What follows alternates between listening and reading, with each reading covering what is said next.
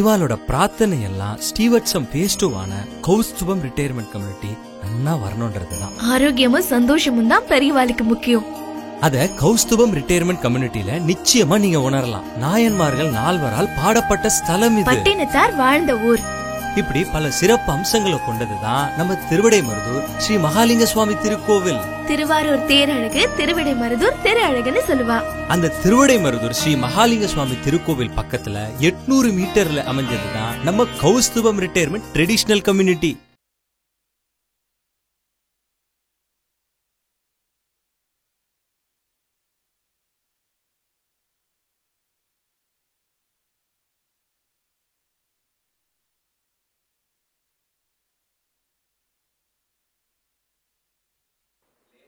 பரவாயில்ல. நமஸ்காரம்.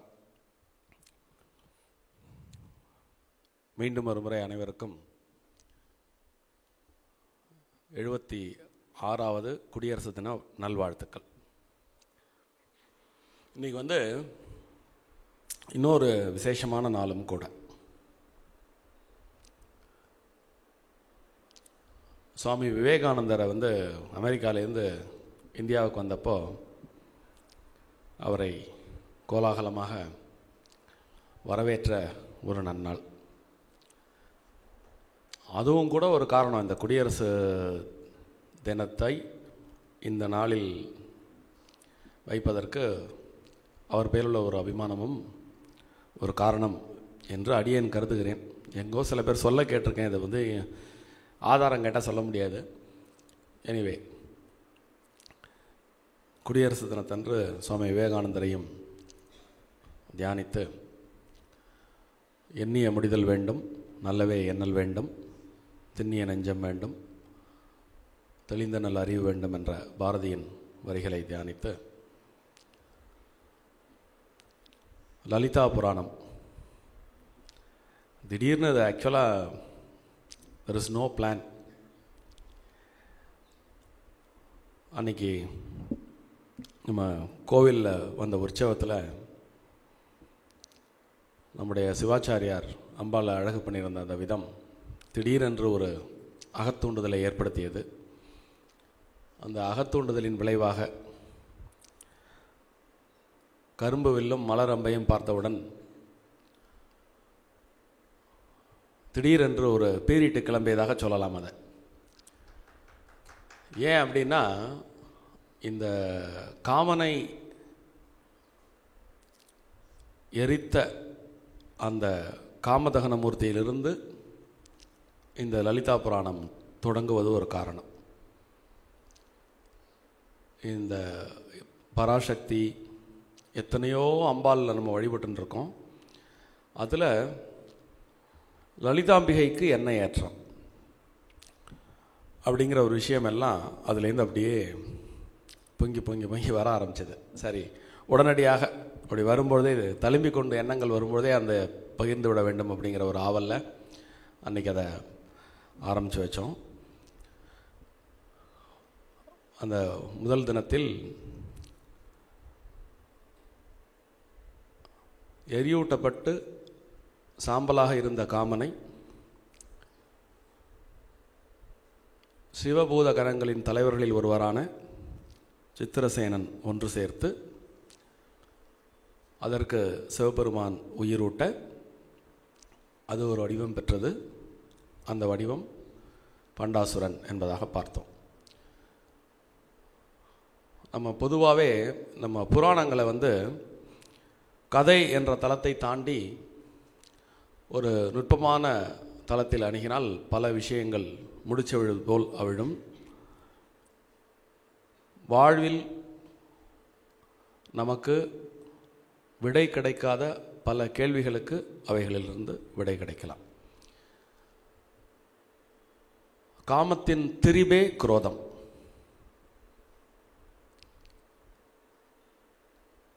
இப்போ காமன் இறந்தவுடன் அல்லது பொசுக்கப்பட்ட அந்த சாம்பலிலிருந்து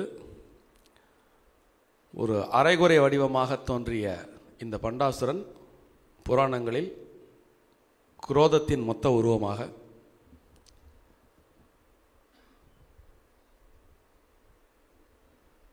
கொல்லப்படுகிறான். பண்டாசுரன் சித்திரசேனன் அவன் அசுரனாக பார்க்கல. சித்திரசேனன்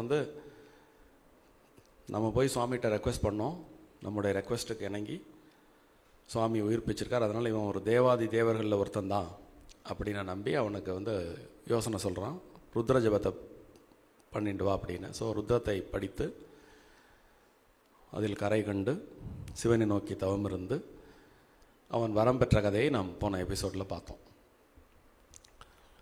வரம் பெற்றவுடன் நம்ம கந்த புராணத்தின் தொடர்ச்சியாக அல்லது பேரலல் ஸ்டோரியாக கூட இதை பார்க்கலாம். கந்த புராணத்தில் சூரபத்மனுடைய சகோதரனான தாரகன் 3 உலகத்தையும் அல்லோலகலோலப்படுத்தி கொண்டிருந்த நேரம் அது. அந்த நேரத்தில் இந்த பண்டாசுரன் வேற உருவாகிறான். பண்டாசுரன் சிவன்கிட்ட வரம் பெற்று அங்கேருந்து வரும்பொழுதே பயங்கர ஆக்ரோஷமாக வரான். அவனுடைய வேகம், அவனுடைய பலம் இதெல்லாம் பார்த்துட்டு தாரகனே ஒரு கொஞ்ச நேரம் அப்படியே பின்னாடி போயிடுறான். தாரகனுடைய அந்த ஸ்பீடே குறைஞ்சிடுறது அப்படின்னு இந்த பிரம்மாண்ட புராணத்தில் இவன் வரம் பெற்று இவன் திரும்பும் பொழுது இவனுடைய பராக்கிரமத்தை சொல்லும் பொழுது பிரம்மாண்ட புராணம் இவ்வாறு பதிவு செய்யும். உடனடியாக மயன் ஓடோடி இவனுக்கென்று ஒரு பிரம்மாண்டமான ஒரு நகரத்தை உருவாக்கி தருகிறான். அந்த நகரத்திற்கு சோனிதபுரம் அப்படின்னு பேர் வைக்கிறான். இந்த பேரெல்லாம் கூட ஒரு இன்டர் ரிலேட்டட். அவனுடைய அந்த இரத்த வேட்கை, ஆட்சி பண்ணணும், அடக்கி ஆளணும் அப்படிங்கிற அந்த வெறி, இதெல்லாம் நடைமுறைப்படுத்தும் விதமாக அந்த மயன் அவனுக்காக உருவாக்கி கொடுத்த அந்த நகரத்திற்கு அவன் சோனிதபுரம் அப்படின்னு பேர் வைக்கிறான். எப்போயுமே திடீரென்று பலமாக ஒருவர் தோன்றிவிட்டால் முக்கியஸ்தர்களெல்லாம் வரிசை கட்டி அவங்க பின்னாடி போகிறது உலக வழக்கம். இதையும் நம்ம புராணங்கள்லேருந்து பார்க்கலாம். ஸோ புதுசாக பண்டாசுரன் அப்படிங்கிறவன் ஒரு பயங்கரமான ஒரு வரம் பெற்று மயன் ரொம்ப ஒரு அற்புதமான ஒரு நகரத்தை உருவாக்கி கொடுத்தப்போ அசுர குருவான சுக்கராச்சாரியார் நேராக அதுக்கு முந்தையவர் ஹிரண்யனுக்கு சூட்டிய அதே மகுடத்தை எடுத்து அவனுக்கு அந்த சோனிதபுரத்தில் அவனுக்கு பட்டம் கட்டி சூட்டி அவனுக்கு குருவாக அவரே வாலண்டியர் பண்ணுறார். ஏன்னா அவர் அணிக்கு ஒரு பலசாலி கிடைச்ச மாதிரி தானே. இப்போ பொதுவாகவே இந்த தேவர்களுக்கும் அசுரர்களுக்குமான யுத்தம் இந்த 11 புராணங்களில் கடுமையாக விவாதிக்கப்படும். அதிலே தேவகுருவாக பிரகஸ்பதியும் அசுரகுருவாக சுக்கராச்சாரியரும் இருப்பார். எப்பெல்லாம் அசுரர்களில் வலுவான ஒருத்தர் வருகிறார்களோ அப்பொழுதெல்லாம் அவர்களை தன்னுடைய மாணாக்கனாக அவனுக்கு எல்லா விதத்திலும் யோசனை கூறக்கூடிய ஒரு மந்திரியாக சுக்கராச்சாரியார் தன்னை பொசிஷன் பண்ணிக்கிறது வழக்கம். அந்த வகையில் இந்த பண்டாசுரனுடைய மகாராஜ் சாம்ராஜ்யத்தில் அவனை ஏற்றுக்கொண்டு அவனுக்கு பட்டம் கட்டி வைக்கிறார். இதெல்லாம் பார்த்த உடனே அப்படி 2 தோலையும் அவன் அப்படியே சம்முன்னு தட்டிக்கிறான். அப்படியே ஆகா, நம்ம எப்பேற்பட்ட தவம் பண்ணியிருக்கோம் அப்படின்ட்டு அவனே தனக்கு தட்டி கொடுத்துக்கிறான். அப்படி தட்டி கொடுக்கும் பொழுது அவன் செய்த தவத்தின் விளைவாக அந்த பெருமிதம், அந்த உவகை, உடனே வலது தோல்லேருந்து விசுக்ரன் அப்படின்னு ஒரு படைத்தளபதியும் இடது தோல்லேருந்து விஷங்கன் அப்படிங்கிற ஒரு படைத்தளபதியும் உடனே உருவாகிறாங்க. இந்த விஷுக்ரன் போர்க்கலைகளில் வல்லவன். சுக்கராச்சாரியர் தியரட்டிக்கலாக அவருக்கு என்னெல்லாம் தெரியுமோ அது அப்படி நொடி பொழுதில் கண் முன்னாடி செயல் வடிவத்தில் கொண்டு வரக்கூடிய ஒரு பிரம்மாண்டமான ஒரு மாவீரனாக இவனுடைய தளபதியாக வருகிறான். இந்த விஷங்கன் அப்படிங்கிறவன் அவனுடைய கெப்பாசிட்டி என்ன அப்படின்னா, குரூப்பாக ஒரு 100 பேரையோ 1000 பேரையோ சேர்த்துன்னு போய் ஒரு இடத்துல சண்டை போட்டு ஜெயிக்க வேண்டிய அவசியம் இல்லை. அவன் ஒத்தாலாவே போய் எந்த காரியத்தையும் சாதிச்சுட்டு வந்துடுவான். ஸோ இப்போ நீங்கள் இந்த புராணங்களில் சொல்லக்கூடிய செய்திகளை பாருங்கள். ஒருத்தனுடைய பலம் எப்படி வருது அப்படின்னு, ஒரு பலமான எதிரியை சாய்க்கிறதுக்கு தானே. 2வது அவன் எப்பேற்பட்ட வரம் வேற வாங்கிட்டு வந்திருக்கான். அவன் யாரோட சண்டை போட்டாலும் இவனுடைய பலன் அப்படிங்கிற ஒரு பலம் தாண்டி எதிரியோட பலத்தின் பாதி இவனுக்கு சேரும்.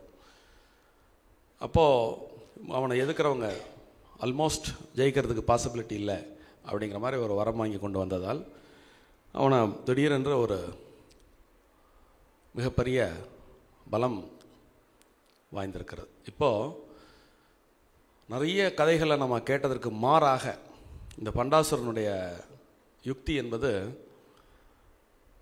புதிதாக இருந்தது. இது வரைக்குமே நீங்கள் யாரும் கேட்டிருக்காத ஒரு புதிய யுக்தியை இவன் கடைப்பிடிக்கிறான். தவம் வாங்கிட்டு வந்த பிறகு ஒரேடியாக சண்டை போடுறது தானே வழக்கம். ஆனால் இவன் என்ன பண்ணுறான், தெரிஞ்சோ தெரியாமலோ அவனுடைய ஆரம்பம் ருத்ர ஜபத்திலேருந்து இருக்குது. அதனால அவன் என்ன பண்ணுறான்னா ருத்ரம் ஜபிக்கிறத விடவே இல்லை. வேதம், நீங்கள் அந்த மேலை நாட்டில் ஒரு பெரிய பழமொழி உண்டு, சாத்தான் வேதம் ஓதுகிறது அப்படின்னு. நம்முடைய புராணத்தில், பிரம்மாண்ட புராணத்தில் ஏற்கனவே இதுக்கு ரெஃபரன்சஸ் இருக்குது. இவன் அனுதினமும் அனுஷ்டானங்களை தவறாமல் செய்து, யாக யஜ்ஞாதிகளை தொடர்ந்து செய்து, அவன் மட்டுமல்லாமல் அவனை சேர்ந்தவர்கள், முக்கியமாக அவனுடைய படை வீரர்கள், படை தளபதிகள் அப்படின்னு அவங்க எல்லாருமே டெய்லி பேசிஸில் யாகம் பண்ணணும். இதுதான் அவங்களுக்கெல்லாம் விதித்தது. இதனால் என்ன நடந்ததுன்னா, சண்டை போடாமலே அவனுக்கு ஒரு மிகப்பெரிய பவர் வந்தது. ஏன்னா எப்பொழுதுமே எந்த ஒரு யாகம் செய்தாலும் யாகத்திற்கு ஆகுதிகள் சமர்ப்பிக்க வேண்டும் அல்லவா. எல்லா யாகத்திலையும் தேவர்கள் வருவாங்க, தேவர்களுக்கு ஒரு அவிர்வாகம் கொடுப்பாங்க. அப்போ அவிர்வாகம் பெற்றுக்கொண்டாலே யார் எதை நோக்கி தவம் இருக்கிறார்களோ அவர்களுக்கு அதை வழங்குவது தேவர்களுடைய கடமை. ஸோ இப்போ இந்த பண்டாசுரன் தொடர்ச்சியாக அப்படி வேதம் ஓதி ஓதி ஓதி ஓதி அவனுடைய தளபதிகள், அவனுடைய போர் வீரர்கள், அவனுடைய குடிப்படைகள் அப்படின்னு இவங்க எல்லாருமே தொடர்ச்சியாக இந்த தவம் செய்வதனால் தேவர்கள் அவங்களுடைய சக்தியை பூரா இவன்கிட்ட கொடுத்துட்டு இவன் வளர்ந்துட்டே போகிறான், அவன் தேஞ்சுட்டே போகிறான். இதை பார்த்துட்டு திருமாலுக்கு தான் பொறுக்கலை. அட்டையப்பா, இவன் புது யுக்தியை கடைபிடிக்கிறானே, கத்தியின்றி ரத்தமின்றி ஒரு மிகப்பெரிய வெற்றியை தேவர்களை தாண்டி இவன் பெற்றுக்கொண்டிருக்கிறானே, தேவர்களுக்கும் இது புரியல. தேவர்களுக்கு ஒன்றும் பண்ணவும் முடியாது. ஏன்னா அதுதான் சிஸ்டம். யார் அது இந்த புராணங்கள்லாம் சொல்லக்கூடிய இன்னொரு மறைபொருள் என்ன அப்படின்னா, நோன்பு நோற்றல் தவம் இயற்றுதல் என்பது யார் செய்தாலும் அவர்களுக்கு பலன் உண்டு அப்படிங்கிற ஒரு மறைபொருளை அது வைத்திருக்கிறது. நோக்கம் ஒவ்வொருவருக்கும் வேறையே தவிர செயலுக்கு விளைவு அப்படிங்கிற ஒரு விஷயத்தை நல்ல நீங்கள் 18 புராணங்களையும் வரக்கூடிய எல்லா கதைகளையும் நீங்கள் நுட்பமாக ஆராய்ஞ்சா இந்த கர்மா தியரி இன்பில்ட்டாக இருக்கும். இந்த யூனிவர்சல் லாவான காஸ் அண்ட் எஃபெக்ட் இன்பில்ட்டாக இருக்கும். தவம் விளைவு தேவர்களுக்கும் ஒன்று தான், அசுரர்களுக்கும் ஒன்று தான். நோக்கம் மாறுபடுறதுல தான் தேவர் அசுரர் அப்படின்னு ரெண்டாக பிரியறதே தவிர மற்றபடி செயல் விளைவு 2 பேருக்கும் ஒன்று தான்.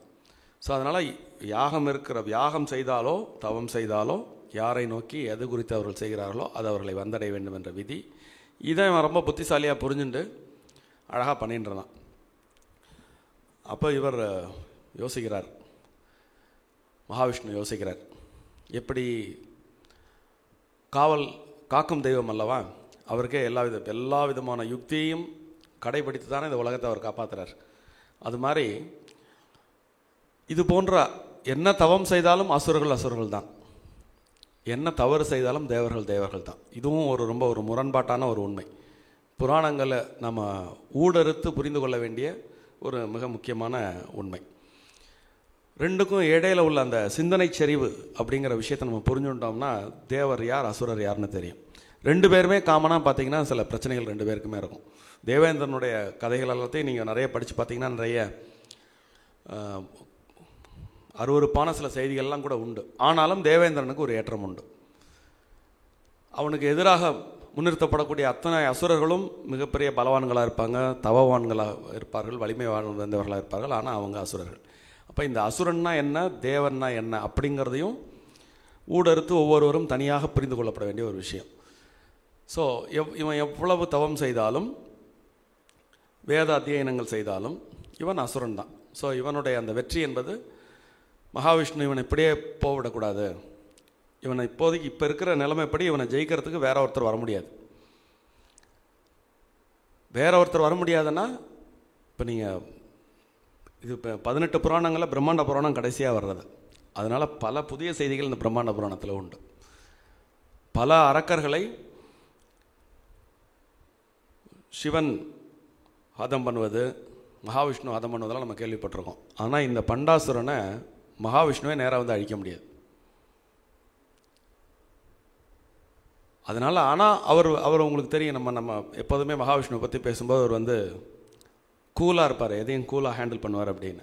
ஆனந்த சயனத்திலே இருப்பார். அவருடைய மூளையில் தோன்றக்கூடிய அந்த ஒரு விஷயந்தான் அந்த பிரச்சனைக்கு தீர்வாகவும் இருக்கும். அதனால் இந்த பண்டாசுரனை பற்றி அவர் ஆழமாக யோசிக்கும் பொழுது அவருக்கு தீர்வாக ஒன்றே ஒன்று தான் வருகிறது. அது அந்த அம்பிகை அவதாரம் செய்தால் மட்டுமே இவனை வதம் செய்ய முடியும். அம்பிகை எப்படி வர்றது? எல்லாத்துக்குமே ஒரு தூண்டுதலுக்கு ஏற்ப தானே துலங்குதல் வரும். அதையும் அவர் ஒரு மாயாஜால வித்தையால் சில காரியங்கள் பண்ணுவார். அம்பிகை வர்றதுக்கான கால நேரம் இன்னும் கொஞ்சம் உடனடியாக அதுக்கான காலம் இல்லை. தேவாதி தேவர்கள்லாம் இதெல்லாம் புரிஞ்சுக்காமல் அவன் தூங்கிட்டு உட்காந்துருக்கான். இவன் தவம் பண்ணிட்டு இருக்கான். அவிர்வாகத்தை எடுத்துட்டு இவனுக்கு பலன் கொடுத்துட்டு இருக்கான். இது இனிஷியேட் பண்ண வேண்டியதே தேவேந்திரன் தான். தேவேந்திரன் தூங்கிட்டு இருக்கான்.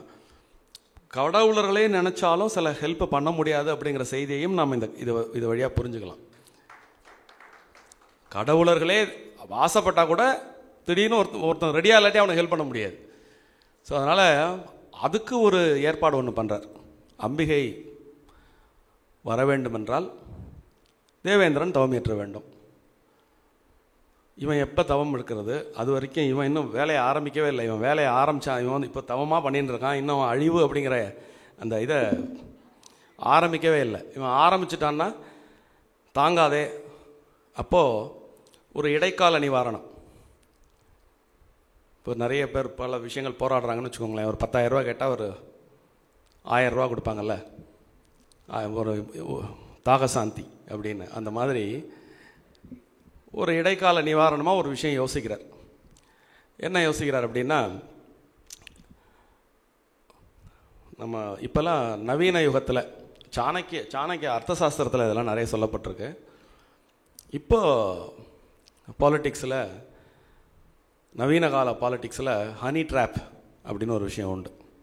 இதை வந்து புராணங்களில் மகாவிஷ்ணு நிறைய இடத்துல பயன்படுத்தியிருப்பார். ஸோ அந்த மாதிரி அவர் என்ன பண்ணுறார், இவங்கெல்லாம் வந்து இந்த வேதாத்தியனம் பண்ணுறதுனால தானே தேவர்களுடைய சக்தி பூரா இவனுக்கு வந்துடுறது. இவன் வளர்றான், அவன் அழியிறான். கொஞ்சம் அவன் யோசிக்கவே முடியல. தேவர்கள் கூட்டத்துக்காக யோசிக்கவே முடியல. அவன் யோசிக்கிறது ஒரு கேப் வேணும்.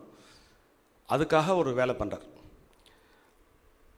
ஒரு மாய மோகினியை சிருஷ்டி பண்ணுறார். இதெல்லாம் நடக்கிறதுக்கு முந்தைய அவன் பலமாக ராஜாவாக உட்காந்தான் இல்லையா பண்டாசுரன். அப்படி வந்த உடனே அவன் வந்து 4 பெண்களை மணந்து 30 வீரர்களை பெறுகிறான். இந்த 4 பெண்களும் வந்து பார்த்திங்கன்னா ரொம்ப அதிரூப சுந்தரின்னு சொல்லலாம். 4 பேர் பேரே சம்மோகினி, சித்ராங்கி, குமுதினி, சுந்தரி அப்படின்னு 4 பெண்களை மணந்து இந்த 4 பெண்கள் வழியாக 30 அசுரர்களை பெறுகிறான். ஸோ இவங்க கூட ரொம்ப ஒரு பக்கம் காலை நேரமெல்லாம் தவம் வேள்வி, சாயங்கால நேரமெல்லாம் அந்த புறத்தில் கிரீடைகள், இப்படி வாழ்க்கை அவனுக்கு ரொம்ப ஜோராக போயின்னு இருந்தது. ஸோ அப்போ இவர் என்ன பண்ணுறாரு, அதில் அந்த ரெகுலர் சிஸ்டமை பிரேக் பண்ணுறதுக்காக இந்த மாய மோகினி ஒருத்தியை உருவாக்கி அவளுக்கு சகல சக்தியையும் கொடுத்து, உன்னோட வேலை அவனை போய் டிஸ்ட்ராக்ட் பண்ணுறது. அதற்கு நீ ஒரு உடன்கூட்டத்தை தயார் செய்யலாம். அவன் எத்தனை பேர், அந்த பசங்க 30 பேர், அதுக்கப்புறம் தளபதிகள் இப்படி இருக்காங்க இல்லையா. ஸோ அந்த யாரெல்லாம் கீ ஃபிகர்ஸ் பண்டாசுரனுடைய அவையில் இருக்காங்களோ அவங்க எல்லாரையும்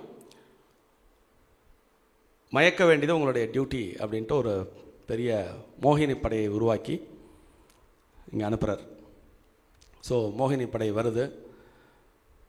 இவங்க அந்த புறத்தில் காது கேட்குற ஒரு தொலை தூரத்தில் இருந்துட்டு ஒரு பார்க் மாதிரி ஒரு இடம், ரொம்ப அழகாக இந்த மாதிரி ஒரு அந்தி வேலை, சூரியன் மறைஞ்சு நிலவு வரக்கூடிய நேரம். இந்த இந்த திருமால் படை இல்லையா, அது 64 கலைகளும் அவளுக்கு தெரியும். அதனால் அழகாக வீணையை வச்சு ஜம்முன்னு ஒரு வீணாகானம் மீட்டுறாங்க. இந்த வீணாகானம் வந்து அந்த அந்தப்புறத்தை அடைகிறது. அந்தப்புறத்தில் இருந்த பண்டாசுரன் முதல்ல அந்த இசை கேட்டு மயங்கி, என்ன புதுசாக இருக்குது, இது வரைக்கும் நம்ம கேட்காத இசையாக இருக்கிறதே, என்னென்னு பார்த்துவாங்க அப்படிங்கிறவொன்னே ஒருத்தன் ஓடி போய் பார்த்துட்டு, ரொம்ப பெரிய ஆச்சரியம், நம்ம தேசத்தில் இது வரைக்கும் பார்த்தறியாத அதிரூப சுந்தரிகள் எல்லாம் ஒரே இடத்துல இருக்கா அப்படின்னு சொன்ன உடனே, அப்படியா அப்படின்ட்டு அந்த புறத்திலிருந்து கிளம்பி அந்த பூங்காவிற்கு வருகிறான். பார்த்த உடனே மயங்கி போயிடுறான். எப்பொழுதும் வேதம், தவம், ருத்ரம் அப்படின்னு இருந்தவன் முறையாக கல்யாணம் பண்ணிட்டு இளரத்தை அனுபவித்து வந்தவன் இதை பார்த்த உடனே அவன் ஒரு மயக்கத்திற்கு ஆட்படுகிறான். முதல்ல அந்த மாயா ரூபினி இருக்காளே, அவள் இவனுக்கு முதல்ல பிடி கொடுக்கவே மாட்டான். ஸோ போக்கு காமிச்சுட்டே இருப்பார். இவனை மயக்கிறதுக்கு தான் அவளுக்கு பணிக்கப்பட்டிருக்கிறது. இருந்தாலும் இது இயற்கை விதிகளில் ஒன்று. எப்பொழுதுமே பெண்பாலாக இருப்பவர்கள் தன்னுடைய விருப்பத்தை ஆண்பாலினருக்கு நேரடியாக தெரிவிக்க மாட்டார்கள். அந்த ஆண்கள் வழிந்து வந்து அவங்களுடைய அந்த அன்பை பெற வேண்டும். ஸோ இந்த நீதியும் கூட புராணத்தில் வந்து எல்லா இடத்துலையும் சொல்லப்பட்டிருக்கு. இதே வேலை, இந்த வேலைக்காக வந்தவங்களே கூட நேராக வந்து மயக்கிற வேலையை செய்ய மாட்டாங்க. அவன் தான் மெனக்கிடணும். அந்த மாதிரி அவங்க போக்கு காமிக்க அவர்களுடைய மோகமும் அதிகப்பட்டு இவங்களோட அந்த மாயமோகினியோடைய அந்த கூட்டத்திற்கு முன்னால் இவங்க சரண்டர் ஆயிடுறாங்க. அவனுடைய டெய்லி ரொட்டீன் வந்து பிரேக் ஆகிடுது. அஸ்வமேத யாகமாவது என்ன, இந்த மாயமோகினிக்கு முன்னாடி உலகத்தில் எந்த தவமும் பெருசு கிடையாது அப்படிங்கிற லெவலில் மயங்கி போய் ஹீ ஸ்டார்டட் டிஸ்ட்ராக்டிங். அவனுடைய எய்ம்லேருந்து விலகி அவன் கொஞ்சம் உல்லாசமாக இருக்க ஆரம்பிச்சிடுறான். பொதுவாக இந்த அசுரர்களுக்கும் தேவர்களுக்கும் இடையிலான ஒரு மிக முக்கியமான வேறுபாடு என்னென்னா, தேவர்களுக்கு ஒரு அலட்சிய போக்கு இருக்கும். நீங்கள் அப்படியே தான் நிஜ வாழ்க்கையில் நீங்கள் நல்லவர்களுக்கும் கெட்டவர்களுக்கும் நீங்கள் வித்தியாசப்படுத்தி பார்க்கும்பொழுது, நல்லவர்களாக இருக்கிறவங்க கொஞ்சம் அலட்சியமாகவும் இருப்பாங்க, கோபிஷ்டர்களாகவும் இருப்பாங்க. துஷ்டனாக இருக்கிறவன் பாருங்கள் ஷார்ப்பாக இருப்பான், கோபமும் படமாட்டான். அதனால தான் வள்ளுவர் ரொம்ப அழகான ஒரு திருக்குறள் சொல்லியிருக்காரு. குணம் எனும் குன்றேறி நின்றார் வெகுளி கனமேயும் காத்தல் அறிது அப்படின்னு. ஸோ நம்ம இந்த புராண கதைகள் அப்படியே டீகோட் பண்ணோம்னா அந்த தேவர்கள் யார், அசுரர்கள் யார் அப்படின்னு நம்ம கண்டிப்பாக எளிமையாக பிரித்தறியலாம். இந்த டிஸ்ட்ராக்ட் ஆனானே தவிர அவனோட கோர் எய்ம்லேருந்து அவன் விலகலை. மகாவிஷ்ணுவுக்கும் தெரியும் இவன் எப்பேற்பட்ட தபஸ்வி, இவனை எவ்வளோ நேரம் நம்ம எவ்வளோ நேரம் மட்டுப்படுத்தலாம் அப்படின்னு தெரியும். ஸோ இப்படி இவன் கொஞ்சம் டிஸ்ட்ராக்ட் ஆகிட்டு இருந்த அந்த பொழுது சர்வலோக சஞ்சாரியான நாரத பகவான் தேவலோகத்துக்கு வருகை தருகிறார். தேவேந்திரனுடைய மகாசபைக்கு எழுந்தருளுகிறார். தேவேந்திரன் அவரை ரொம்ப வரவேற்று இப்போது இந்த கதையோட ஆரம்பத்தில் மூட் அப்படிங்கிற ஒரு விஷயத்தை நான் அப்படி சுட்டி காமிச்சிருப்பேன் மறைபொருளை. பரமேஸ்வரன் சரியான மூடில் இல்லாததுனால தான் அந்த மதனன், அதாவது மன்மதன் எரிந்த அந்த சாம்பலை திருப்ப உயிர் கொடுக்கும்பொழுது அவர் ஒரு சரியான மூடில் இல்லை. இருந்தாலும் அவர் பார்வைப்பட்டு கொஞ்சம் அறகுறையாக அவர் கொஞ்சம் ஒரு மாதிரி சங்கடப்பட்டிருந்த நேரத்தில் அந்த பார்வை பட்டதுனால இப்படிப்பட்ட ஒரு அசுரன் உருவாயிட்டான். ஸோ நம்மளுடைய மூட் அப்படிங்கிற ஒரு விஷயமும் இதில் ரொம்ப கவனிக்க வேண்டிய ஒரு விஷயம். ஒரு காரியம் பண்ணுறதுக்கு முன்னாடி நம்ம சரியான மூடில் இருந்தோம்னா அந்த காரியத்தினோட விளைவு நல்லா இருக்கும் அப்படிங்கிற ஒரு மிகப்பெரிய செய்தியை இந்த லலிதா புராணம் நமக்கு எல்லா இடத்துலையும் சுட்டி காட்டுகிறது. எதுக்கு இந்த பீடிகையை நான் சொல்கிறேன்னா, தேவேந்திரனை பற்றி நிறைய கதைகள் நீங்கள் படிச்சிருப்பீங்க. தேவேந்திரன் பல நேரங்களில் ரொம்ப அலட்சியமாக இருப்பான். ஆனால் இந்த முறை நாரத மகரிஷி வந்த உடனே நாரத மகரிஷி அவன் முகமன் கூறி வரவேற்ற விதமே ரொம்ப அழகாக இருந்தது. எப்பேற்பட்ட மகான் என்னுடைய அரசவைக்கு வந்திருக்கீங்க, எப்பொழுதும் சஞ்சாரம் பண்ணியிருக்க கொண்டுக்கூடிய நீங்கள் ஒரு இடத்துக்கு போகிறீங்க அப்படின்னா அந்த இடத்துல உள்ள பிரச்சனையை தீர்க்க போகிறீங்கன்னு அர்த்தம். அவனுடைய முகமன் அப்போது எங்களுடைய ஏதோ ஒரு கண்ணுக்கு தெரியாத பிரச்சனைக்கு ஒரு தீர்வு கொடுப்பதற்காக இப்பேற்பட்ட மகான் என்னுடைய அரசவைக்கு எழுந்தருளியிருக்கிறீர், தங்களுடைய திருவாக்கை கேட்க ஆவலாக உள்ளோம் அப்படின்னு ரொம்ப அழகாக.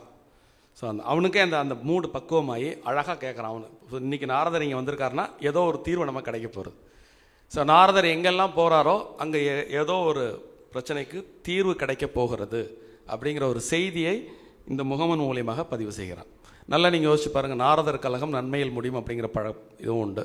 நாரதர் போனால் ஒரு பிரச்சனையோடு போவார். இதெல்லாம் வந்து ஒரு கலோக்கியலாக உலகத்தில் வழங்கக்கூடிய ஸ்டோரிஸ். ஆனால் உண்மையிலேயே அந்த கர்மா பழுத்து வரும்பொழுது அந்த பழுத்து போன கட்டியை ஆப்ரேட் பண்ணக்கூடிய ஒரு மருத்துவராக தான் நாரதர் எல்லா நேரத்துலையும் இருப்பார். நாரதர் ஒரு இடத்துக்கு விஜயம் பண்ணும்பொழுது அது அந்த இடத்துலேருந்து ஒரு ட்விஸ்ட் ஏற்படும். இந்த 14 புராணங்கள்லேயும் நாரதருடைய சஞ்சாரத்தை நம்ம கூர்ந்து கவனித்தோம்னா நாரதர் ப்ரெசென்ட் ஆன பிறகு அந்த இடத்துலேருந்து அந்த ஸ்டோரி மாறும். ஸோ அந்த மாதிரி இங்கே வரும்போதே இவனே சொல்லிட்டான், அதை தேவேந்திரனே சொல்லிட்டான், எங்களோட பிரச்சனை தீரப்போகிறது, தீரக்கூடிய நன்னாள், நீங்கள் என்ன சொல்ல போகிறீங்களோ அதை நாங்கள் கேட்குறோம் அப்படின்னு. அப்போது அவர் சொல்கிறார், இப்போ கொஞ்சம் இந்த பண்டாசுரன் மாயையினுடைய மோக வலையிலே வீழ்ந்து கிடக்கிறான். அவன் எப்போதும் இப்படி இருக்க மாட்டான். திடீர்னு அதுலேருந்து முழிச்சுட்டான்னா திரும்ப வரும்பொழுது இன்னும் பல மடங்கு வீரியத்துடன் போருக்கு வருவான். அதை உன்னால் எதிர்கொள்ள இயலாது. நீ போய் மகாவிஷ்ணு நோக்கி தவம் இருக்கிறேன், சிவனை நோக்கி தவம் இருக்கிறேன், அவனை மாதிரி போய் தவம் இருந்து கல்பகோடி ஆண்டு தவம் இருந்தாலும் அவர்களிடம் நீ வரமே பெற்றாலும் இவன் பெற்ற வரத்தினுடைய தன்மை கருதி நீ எந்த வரம் பெற்றாலும் அந்த பலனும் சேர்ந்து அவனுக்கு சென்று நீ தோல்வி வருவது உறுதி.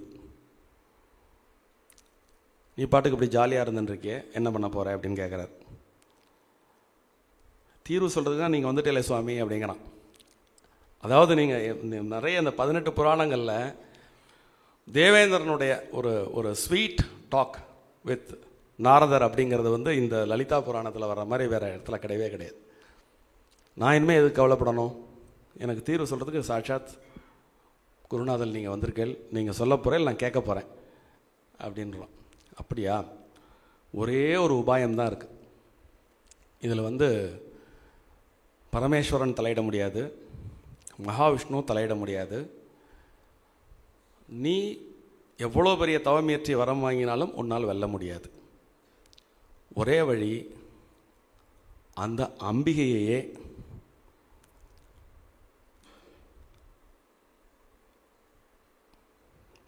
இந்த விஷயத்தில் ஈடுபடுத்த செய்வதுதான். அவளை சரணடைந்து அவளால் மட்டும்தான் முடியும். அப்போது நீங்கள் வந்து எல்லாரும் போய் தவம் இருந்து அம்பிகையை இந்த போரில் ஈடுபடுத்துவதற்கு ஏதாவது பண்ணி நீங்கள் அதுக்கு அதை நோக்கி தவம் பண்ணு, எந்த வரத்தையும் நோக்கி தவம் பண்ணாத, அம்பிகையால் மட்டும்தான் முடியும் அப்படின்னு சொல்கிறார். அவனும் சரி, உடனே அவர்களை எல்லாரையும் தேவர்களையெல்லாம் அழைத்து கொண்டு இமயமலையில் ஒரு பகுதிக்கு வந்து கங்கை நதிக்கரையிலே ஒரு நீண்ட நடிய தவம் இருக்கிறான். அந்த இடத்துக்கு இந்திரபிரஸ்தம் அப்படின்னு பேர். இந்த இந்திரபிரஸ்தம் வந்து மகாபாரதத்தில் வரக்கூடிய இந்திரபிரஸ்தம் அல்ல, அது யமுனை ஆற்றங்கரையில் இருக்கக்கூடிய இந்திரபிரஸ்தம். இது கங்கை ஆற்றில் இதுக்கு பல யுகங்களுக்கு முன்பு தவம் இருந்த இந்திரன் தவம் இருந்த இந்த இடத்துக்கு பேர் இந்திரபிரஸ்தம்னு பேர். இந்த இந்திரபிரஸ்தம் கங்கை ஆற்றில் இருக்குது. ஸோ அங்கே தவம் இருக்கான். இப்போ நாரதர் வரும்போதே அவருக்கு தெரிஞ்சு போச்சு, சுக்கராச்சாரியார் தலையிட்டு இவனுடைய பிரச்சனையை சால்வ் பண்ணிவிடுவார் அப்படின்னு. அதுக்கு முந்தையே இவர் வந்து இவனை ஆற்றுப்படுத்தி இந்திரனை தவம் செய்வதற்கு அனுப்பி விடுகிறார். இந்திரன் தவம் செய்து கொண்டிருக்கிறான். சரியாக அதே மாதிரி சுக்கராச்சாரியார் பண்டாசுரனுடைய அவைக்கு எழுந்தருளுகிறார். என்னப்பா நீ வந்த நோக்கத்தையே மறந்து, எவ்வளோ பெரிய தபஸ்வி நீ, டெய்லி யாக யஜ்யாதமெல்லாம் பண்ணிட்டு இருந்த, திடீர்னு இப்படி பெண்களுடைய மோகத்திற்கு கட்டுப்பட்டு உன்னுடைய நோக்கத்தை மறந்து செயல்படுகிறாயே அப்படின்னு அவனை கண்டிச்சவனா உடனே இம்மிடியேட்டாக அடுத்த செகண்ட், அதான் நான் சொன்னேன் இல்லையா, உடனடியாக நீங்கள் நல்லவர்களாக இருப்பவர்கள், தேவர்களாக இருப்பவர்கள்லாம் வந்து பார்த்திங்கனாக்கா பெண்ணாசையிலிருந்து விடுபடுதல் அப்படிங்கிறது அவ்வளோ ஈஸி கிடையாது. ரொம்ப பெண்ணாசை, மண்ணாசை, பொன்னாசை வந்து துஷ்டர்களை காட்டிலும் நல்லவர்களுக்கு சற்று அதிகம். ரொம்ப நுட்பமாக இதெல்லாம் ஆய்ந்து பாருங்கள். இது மேம்போக்கான குற்றச்சாட்டுகள் அல்ல, இது தப்பும் கிடையாது, இயல்பு. இறைவனே அப்படி தான் வகுத்திருக்கிறான். அதனால தான் வந்து பார்த்திங்கன்னா நல்லவர்களுக்கு கடவுளுடைய தயவு தேவைப்படுகிறது. தன்னுடைய குறைகளை, குற்றம் குறைகளை வந்து கடவுளிடம் சரணாகதி செய்து, நான் வந்து குறையுடையவன் தான், இந்த குறையை பாதிக்காமலோ அல்லது இந்த குறையிலிருந்து என்னை மீட்பதற்கோ ஒன்றால் தான் முடியும் அப்படிங்கிற அந்த சரண்டருங்கிற தியரி அதனால தான் வருது. இவங்க சொல்கிறதுக்கு ஒரு ஆள் தேவைப்பட்டது, அவ்வளோதான். யூ ஆர் டீவியேட்டட் அப்படிங்கிறத அவன் பின் பாயிண்ட் பண்ண அடுத்த செகண்ட் முடிச்சுக்கிறான். முடிச்சினோன்னு ஆஹா நம்ம நேரத்தை வீணாக்கிட்டோம், நம்முடைய நோக்கம் 17-14 லோகங்களையும் ஆட்சி செய்வது, இந்த மாயமோகனினுடைய விளையாட்டுகளில் மறந்து நம்ம வந்த வேலையை மறந்துட்டோமே, அதை உடனடியாக டக்குன்னு அப்படியே பழைய லெவலுக்கு வந்துடுறான். ஒரே செகண்டில் தூக்கி போட்டுறான், எல்லாத்தையும் தூக்கி போட்டு பழைய உத்வேகத்தோட சண்டைக்கு கிளம்புறான்.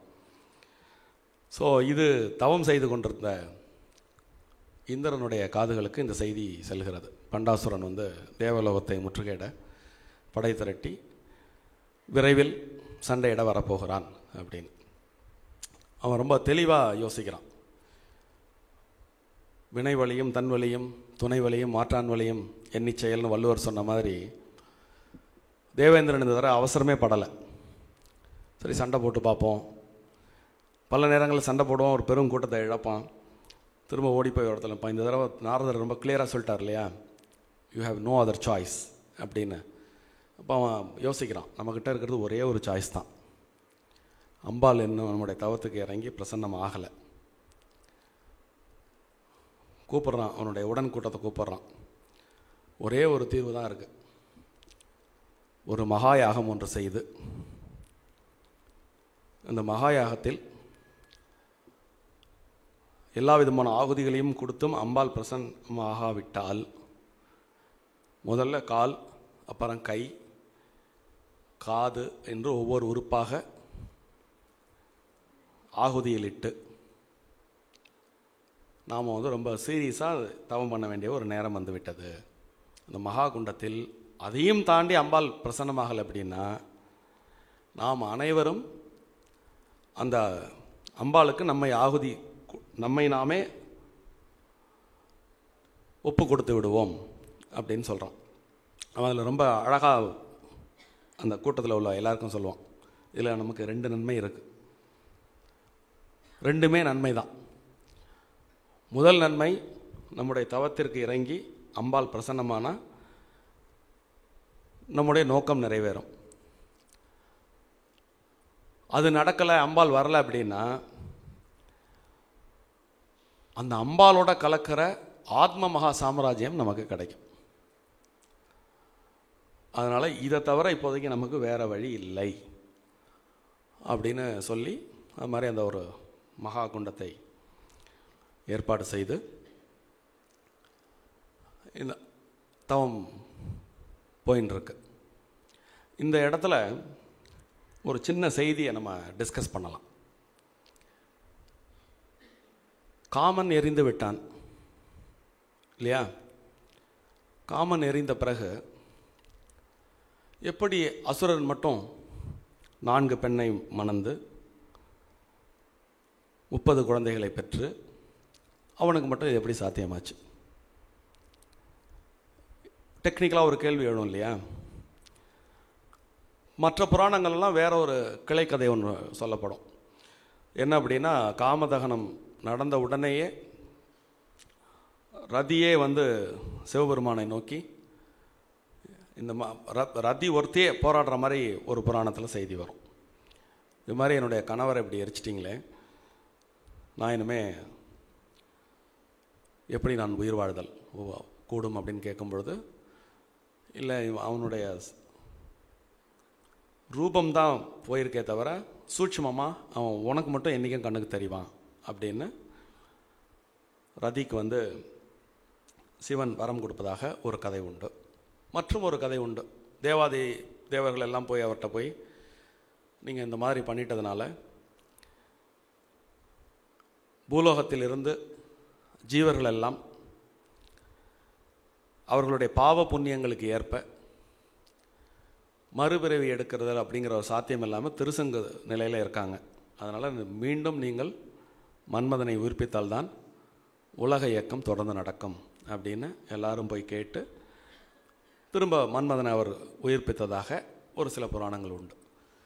ஆனால் இந்த லலிதா புராணத்தில் மட்டும் கொஞ்சம் ஸ்டோரியில் ஒரு வேரியேஷன்ஸ் உண்டு. அது என்ன அப்படின்னா, மன்மதன் எரிந்த உடனே உலகத்தில் காமம் போயிடுறது. ஆனால் அசுர குலத்தில் காமம் போகல. அம்பாள் தான் மகாசக்தி. நம்ம இந்த வருஷம் நவராத்திரியில் நவவித பக்தியில் அடியேன் அம்பாளுடைய சக்தியின் படிநிலைகளை பற்றி கூறியது உங்களுக்கு எல்லாம் நினைவு இருக்கும் என்று நினைக்கிறேன். அதனால் நான் இங்கே அதை ரிப்பீட் பண்ணலை. ஸோ சொல்லணுமா?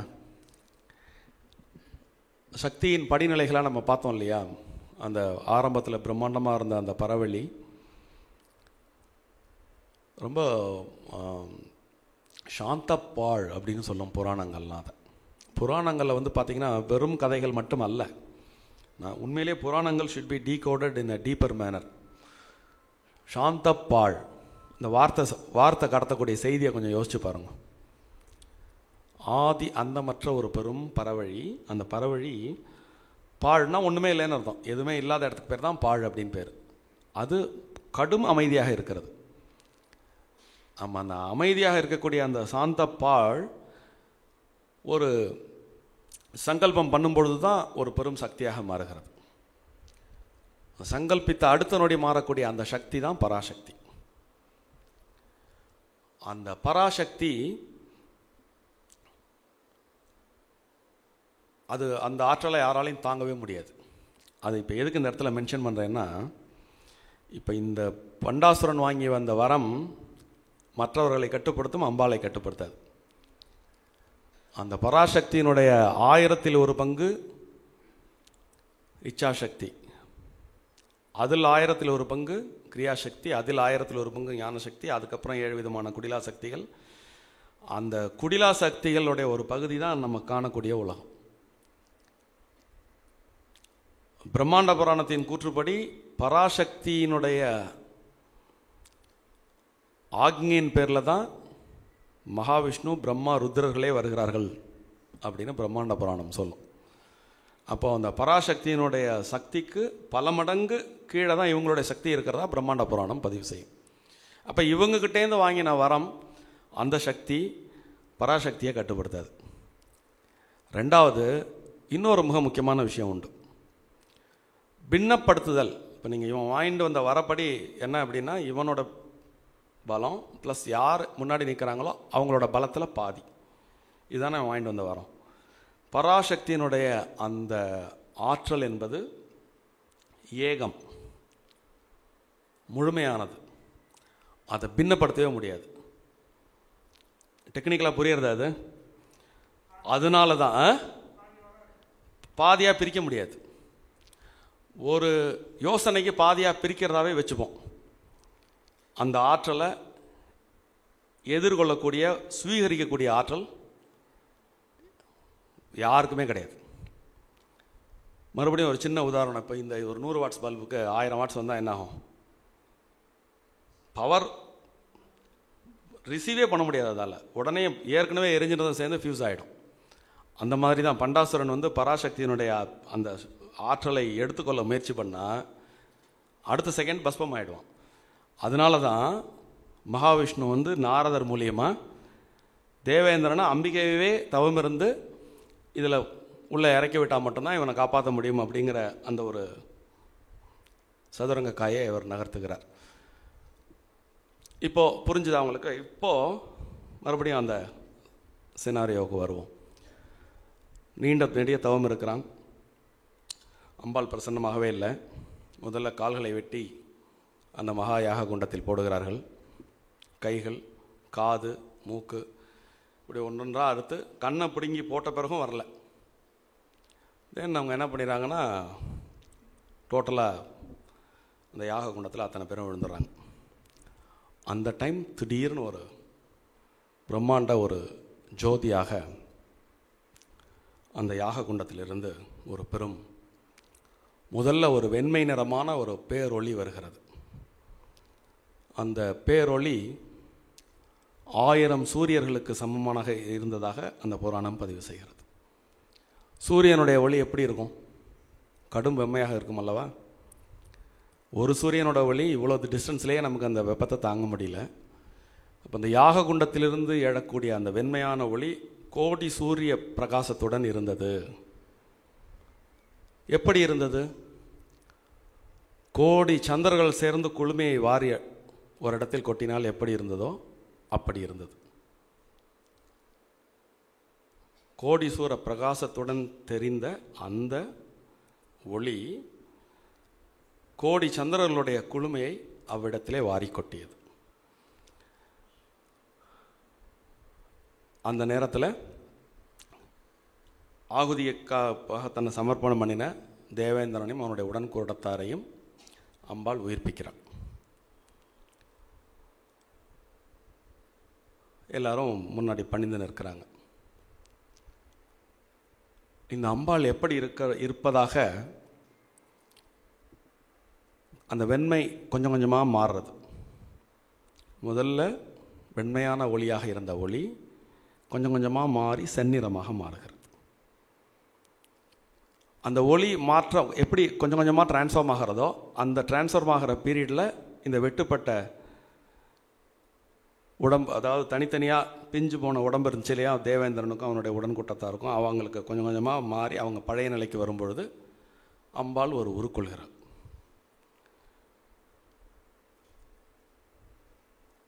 எதில் உருக்கொள்கிறாள் அப்படின்னா, வரும்பொழுதே அந்த உருவம் தாங்கி வரும்பொழுதே ஸ்ரீ சக்கர பீடத்தில் எழுந்தருளுகிறார்.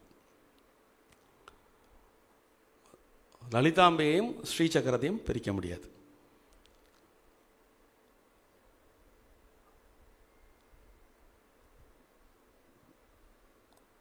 அதாவது ஆனந்த சாகரத்தின் எல்லை அப்படிம்பார் ஆதிசங்கரர். இன்னொரு வித்தியாசமான ஒரு விஷயம் என்னென்னா, அம்பாள் வர்றது எதுக்கு? பண்டாசுரனை வதம் பண்ணுறதுக்கு. அம்பாளுடைய ஒரிஜினல் குணம் என்ன? ஜீவர்களுக்கு முக்தியும் அளிப்பது. ரொம்ப அழகாக காமாட்சிக்கு காமகோடி காமாட்சின்னு ஒரு பேர் உண்டு. நீங்கள் ஒரு தர்மம், அர்த்தம், காமம், மோட்சம், இந்த 4 சைக்கிள் இருக்கு இல்லையா? முதல்ல தர்மம், அப்புறம் அர்த்தம், காமம், மோட்சம். காமத்தின் கோடியில் மோட்சம் வந்து விடுகிறது அப்படிங்கிற பொருள்பட லலிதாம்பாளுக்கு அந்த காமகோடி அம்பிகை அப்படின்னு ஒரு பேர் உண்டு. அதனால் வரும்பொழுதே ஸ்ருங்கார ரசத்தின் ஒட்டுமொத்த உருவமாக அம்பிகை காட்சி கொடுத்ததாக சொல்லுவாங்க. ரொம்ப சிவந்த மேனி, குங்குமப்பூ, அதாவது மாதுளம்பழம் கலர் இருக்குல்ல, அந்த கலரில் அவளுடைய ஆடை, ஸ்ரீசக்கர பீடம், இப்படி சர்வாலங்கார பூஷிதையா, அப்படி ஒரு கிருபையினுடைய மொத்த உருவமாக. லலிதம் அப்படின்னாலே உங்களுக்கு தெரியும், மதுரம், குழந்தைங்க கண்ணில் பூரா அப்படி ஒரே கருணையாக பொங்கி வழிஞ்சுதான். அப்படியே தோன்றும் போதே அம்பாள் அந்த குண்டத்திலேருந்து தோன்றும் பொழுதே அம்பாளுடைய தோற்றமானது அப்படியே இவங்கெல்லாம் அப்படியே மலைச்சு போய் நிற்கிறாங்க. தேவேந்திரர்களெல்லாம் மலைச்சு போய் நிற்கிறாங்க. ஒன்றுமே அவனுக்கு கேட்க தோணலை. அம்பாள் காட்சி கொடுத்துட்டு, தேவேந்திரா, உன்னுடைய தவத்துக்கு மிச்சே நான் ப்ரெசென்ட் ஆகியிருக்கேன் இந்த இடத்துல, நீ பேசாமல் நிற்கிறியே, கேள் அப்படிங்கிறான். நீங்கள் இந்த 18 புராணங்களையும் தேவேந்திரன் ரொம்ப வினயமாக நடந்து கொண்ட ஒரு புராணம் லலிதா புராணம் தான். மற்ற எல்லா இடத்துலையும் பார்த்தீங்கன்னா அச்சு பிச்சுன்னு எப்படியோ நடந்துப்பான்.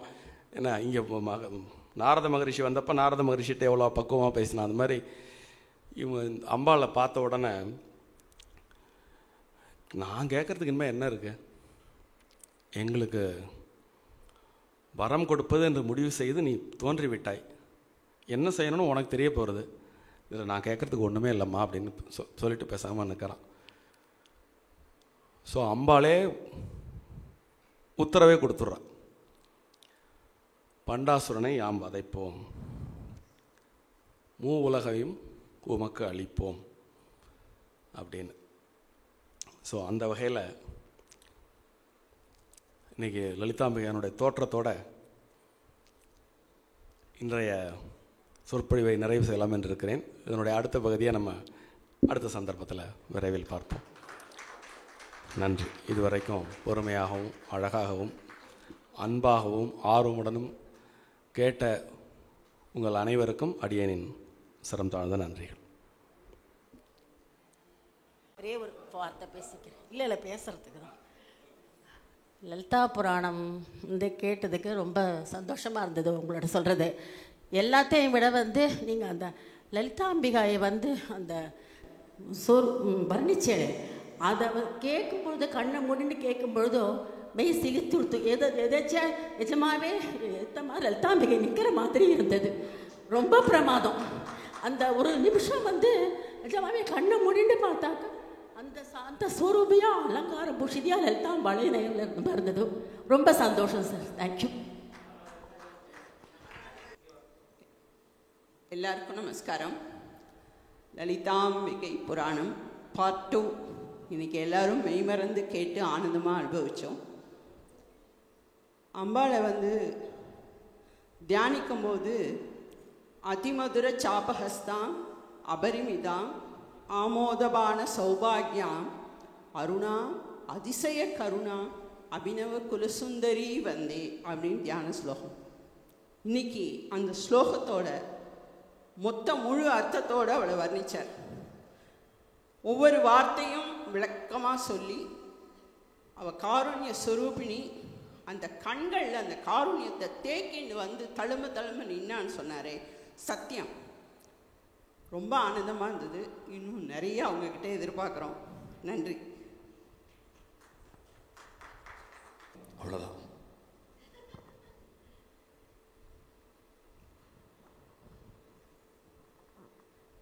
கந்த புராணம் பார்த்தோம்.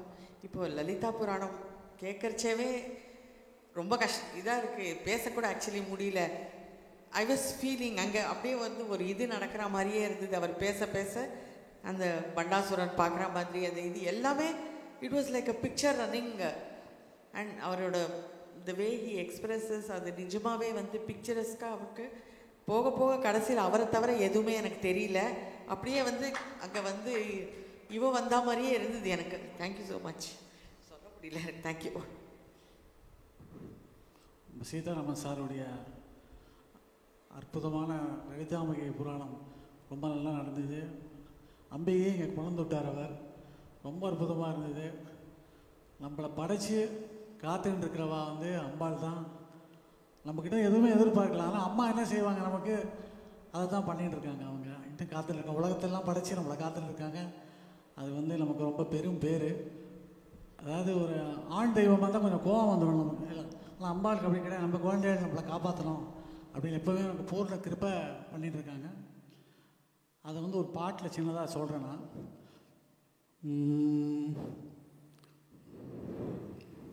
दीन दया परिपूर्ण कडाक्षी कांची कामाक्षी नमो नमो कन्याकुमारी नमो नमो सर्वयंत्रात्मिके सर्वमंत्रात्मिके सर्वतंत्रात्मिके नमो नमो मादंग कन्या मधुरै मीनाक्षी पांड्य राजपुत्री सुंदर हृदये सोमशेखरी त्रिभुवन जननी मनोन्मणि ஓம் நம சிவாய சிவாய நம ஓம். ஓம் நம சிவாய சிவாய நம ஓம். சிவாய நம ஓம். சிவாய நம ஓம். ஓம் நம சிவாய சிவாய நம ஓம். எல்லாருக்கும் அம்மையப்பன் அருள் கிடைக்கட்டும். சந்தோஷம். ரொம்ப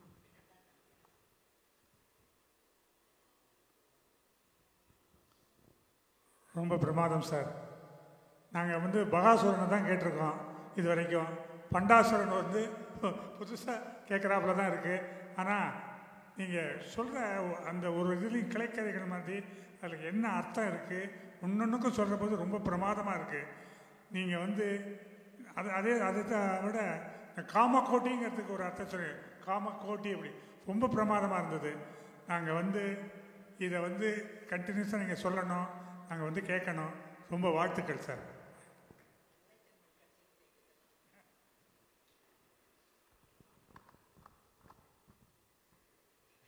சார் உங்கள் flow of the language it is a wonder actually. ஏன்னா இதை சொல்கிறப்போ ஒருத்தர் அப்படி சொல்லிட்டு வரப்போயே நாங்கள் உருவகம் பண்ணுறோம். அது எல்லாருமே இங்கே எக்ஸ்பீரியன்ஸ் பண்ணாங்க. It is very great. அது நீங்களே லயிச்சு போனால் தான் அது நடக்கும். நீங்களே அதில் லயிச்சிருக்கணும், அதுலேயே அவங்க ஊறி இருக்கணும், அப்போ தான் நடக்கும். நாங்கள் கொடுத்து வச்சுருக்கோம் உங்களோட இதில் இந்த மாதிரி கேட்குறதுக்கு. இது ரொம்ப ஆவலாக இருக்கும் அடுத்த இதை கேட்குறதுக்கு. Thank you sir. சீதாராம் சாருக்கு ஒரு வேண்டுகோள். இது 3 பார்ட்டுங்கிறது அது இல்லாமல் பார்ட்டு இவ்வளோ நிர்ணயம் பண்ணாமல் ஃப்ளோ எவ்வளோ ஃப்ளோ வருதோ அவ்வளோக்கு சொல்லிகிட்டே வரணுங்கிறது என்னோடய தாழ்மையான எண்ணம். இன்றைக்கி பிரவச்சனம் பண்ணது கூட அது ஒரு ஷார்டன் பண்ணி நீங்கள் சொல்லியிருக்கேன். இதையே விவரணம் பண்ணி சொன்னேன்னு சொன்னால் நிறைய விஷயங்கள் உங்கள்கிட்டேருந்து வெளியில் கொட்டும். அதை எதிர்பார்க்குறோம்.